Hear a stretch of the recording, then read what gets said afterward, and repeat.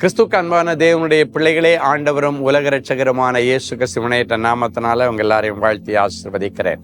இந்த ஜனவரி மாதம் 8ஆம் தேதி மங்கள வார்த்தை நிகழ்ச்சி மூலமாக உங்களை நேரடியாக உங்கள் வீடுகளில் பார்க்கறது எனக்கு ரொம்ப சந்தோஷம். கர்த்தர் உங்களை ஆசீர்வதிப்பாராக.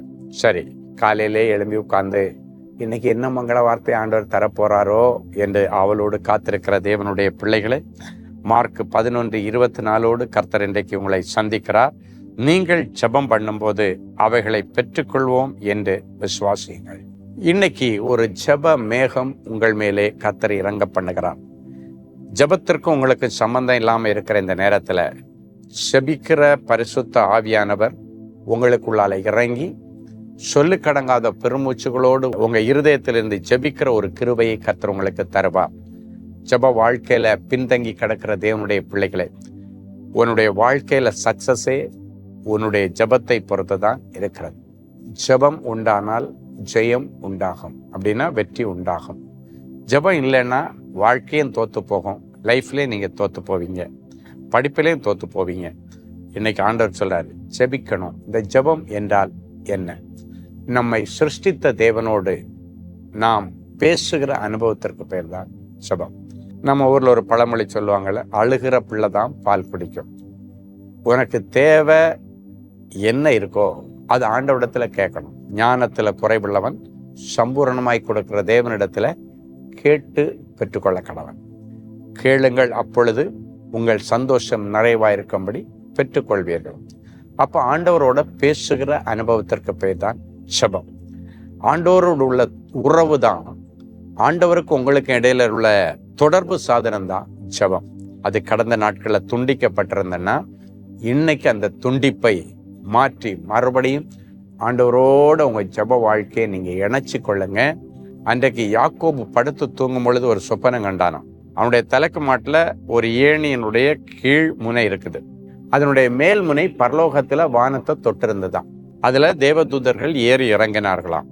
அப்படின்னா என்னன்னா, நீ படுத்து தூங்கினா கூட உனக்கும் ஆண்டவருக்கும் இடையில இருக்கிற அந்த தொடர்பு சாதனம் கட்டாயிடக்கூடாது. நீ படுத்திருக்கிற இடத்துல கீழ்முனை, அப்படின்னா நீ ஜீவிக்கிற இந்த உலகத்துல கீழ்முனை, பரலோகத்துல வானத்துல மேல்முனை. அப்ப ரெண்டு கனெக்ட் பண்ணப்படுது.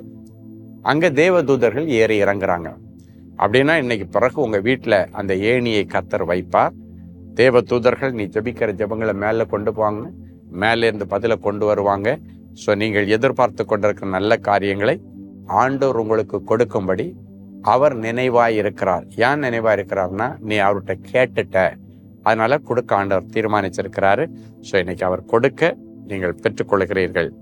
அவர் தன்னுடைய கரத்தை திறக்க நீங்கள் நன்மையினால திருப்தி ஆவீர்கள் என்று கர்த்தர் சொல்லுகிறார். சரி, ஒரு நல்ல சாட்சியை கேட்கலாம். Sheeba Livy David. எனக்கு 36 வயதாகிறது. திருமணம் நடந்து என்னுடைய கணவர் 1 வருடமாக குவைத் தேசத்தில் வேலை பார்ப்பதால் தனித்தனியாக வாழ்ந்து வந்தோம். கோயம்புத்தூர் ஜெப கோபுரத்தில் ஜனவரி மாதம் நடைபெற்ற கூட்டத்தில் நானும் என்னுடைய கணவரும் கலந்து கொண்டு சகோதரர் ஸ்டீஃபன் அவர்களிடம் தனி ஜெபத்தில் ஜெபித்துவிட்டு வாக்குத்தத்த அட்டையை பெற்றுக்கொண்டோம். அதில் இருந்த வேத வசனம், நீ வெட்கப்பட்டு போவதில்லை என்று இருந்தது. அந்த வசனத்தை விசுவாசித்து ஜெபித்தேன். கர்த்தருடைய கிருபையினால் என்னுடைய கணவர் என்னையும் குவைத் தேசத்திற்கு அழைத்து வந்தார். கர்த்தருடைய கிருபையினால நான் பிப்ரவரி மாதமே கற்பம் தரித்தேன். பாருங்க, போன வருஷம் ஜனவரி மாதம் 36 வயது நிரம்பின ஷீபா தன்னுடைய ஹஸ்பண்டோட கோயம்புத்தூர்ல நடந்த புது வருட குடும்ப ஆசீர்வாத கூட்டத்தில் கலந்துக்கிட்டாங்க.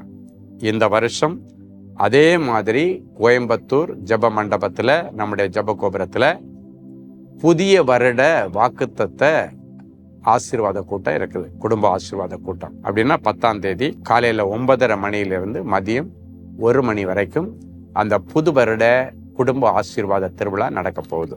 போன வருஷம் அந்த திருவிழாவில் தான் இந்த ஷீபா கலந்துக்கிட்டாங்க.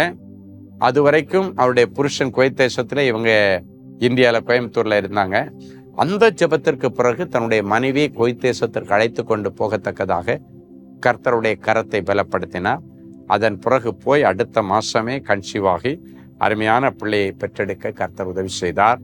ஸோ உங்களுக்கும் இப்படிப்பட்ட ஆசீர்வாதங்களும் அற்புதங்களும் நடப்பதற்கு எதிர்பார்த்துட்டு இருக்கிறீங்களா? நாளை மறுநாள் நம்ம கோவை ஆறுதலின் தோட்டத்தில் நடக்க போகிற அந்த குடும்ப ஆசீர்வாத புது வருட கூட்டத்தில் நீங்கள் கலந்து கொள்ளுங்கள். கர்த்தர் உங்களுக்கும் அடுத்த வருஷம் உங்கள் சாட்சியை நான் வாசிக்க உதவியாக இருக்கும். ஜெபிக்கலாமா? அன்பான ஆண்டவரே, உமக்கு நன்றி. இயேசுவின் நாமத்தினாலே என் பிள்ளைகளை ஆசீர்வதிக்கிறேன்.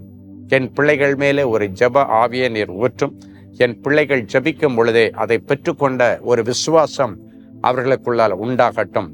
விசுவாசம் உள்ள ஜெபம் பிணியாளிகளை குணமாக்கும் என்று சொன்னீரே. இந்த நிகழ்ச்சியை பார்த்து கொண்டிருக்கிற ஒவ்வொரு பிள்ளைகளுக்காக நான் விசுவாசத்தோடு ஜெபிக்கிறேன். என் பிள்ளைகளுடைய எல்லா வியாதிகளிலிருந்து இவர்களுக்கு விடுதலையை தாரும். எல்லா தரித்திரங்கள் பஞ்சங்களிலிருந்து விடுதலையை தாரும். அடைக்கப்பட்ட வாசல்கள் திறக்கப்படட்டும். அடைக்கப்பட்ட திருமண வாசல் திறக்கப்படட்டும். அடைக்கப்பட்ட கற்பத்தின் வாசல் திறக்கப்படட்டும். அடைக்கப்பட்ட வருமான வாசல்களை திறந்து என் பிள்ளைகள் கொடா கொடியை பெருகும்படி நிறைஞ்ச மனசுல ஆசீர்வதிக்கிறேன். அற்புதம் செய்வீராக. இந்த நிமிஷத்திலேயே விண்ணப்பத்தின் ஆவியானவர் என் பிள்ளைகளுக்குள் இருந்து ஜெபித்து இவர்களுக்கு வேண்டி எல்லாவற்றையும் கொடுத்து என் பிள்ளைகளை ஆசீர்வதியும். இந்த நாளிலும் பிறந்த நாள் மற்றும் திருமண நாளை நினைவு கூறுகிற பிள்ளைகளை ஒரு விசை கண்ணோக்கி பாரும். உன் கூப்பிடுதலின் சத்தத்திற்கு அவர் உருக்கமாய் இறங்கி அதை கேட்டவுடன் உனக்கு மறு உத்தரவு அருளுவார் என்கிற வசனத்தின்படி இந்த வருஷம் முழுவதும் இவர்களுடைய கேட்கிற விண்ணப்பங்களுக்கு மறு உத்தரவு கொடுத்து இவர்களை ஆசீர்வதியும். இயேசுவின் மூலம் பிதாவே, ஆமென். அன்பு தேவனுடைய பிள்ளைகளே, இந்நிகழ்ச்சியின் மூலம் நீங்கள் பெற்றுக்கொண்ட ஆசீர்வாதங்களையும் உங்கள் ஜெப விண்ணப்பங்களையும் அனுப்ப வேண்டிய முகவரி: தேவனின் அன்பு ஊழியங்கள், Vinayak avenue, OMR road, Okkiyam, Thoraipakkam, Chennai 600097. மேலும் 24 மணி நேர ஜெப உதவிக்கு 044-24547-999 மற்றும் 9941150999 என்ற எண்களுக்கு தொடர்பு கொள்ளுங்கள்.